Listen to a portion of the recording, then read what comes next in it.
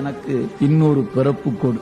அந்த பிறப்பு எப்படி இருக்கணும்னா உன்னையே வணங்குற பிறப்பாக இருக்க வேண்டும். ஆக அவமே பிறந்த அருவினை உடைய பிறப்பு இதோடு போகட்டும், நீ அடுத்த பிறப்பாது தவமே உடைய பிறப்பாக இருக்கட்டும் பெருமானே. அதனால அங்க என்ன கேட்கிறார் நாவுக்கரசு பெருந்தகை கூத்த பெருமானை காணும் போது கேட்கிறார் அல்லவா, எடுத்த பொற்பாதம் காணப்பெற்றார் மனித்த பிறவியும் வேண்டுவதே இம்மாநிலத்தை. அது மாதிரி கேட்கிறாரு, பெருமானே என் கடந்த காலமெல்லாம் அவமாய் கழிந்து விட்டது, இனி வருகிற காலம் தவம் செய்யணும் அப்படி விருப்பம் இருக்கிறது, அதுக்கு என் வினை துணையாக இருக்குமான்னு தெரியல, அதனால உன்னை இப்பவே கேட்கிறேன், எனக்கு அடுத்த ஒரு பிறவியை தா, அந்த பிறவி உன்னை வணங்குற பிறவியாகவே இருக்கவன் பவமே அருளுகண்டாய் அடியேற்கு எம் பரம்பரனே.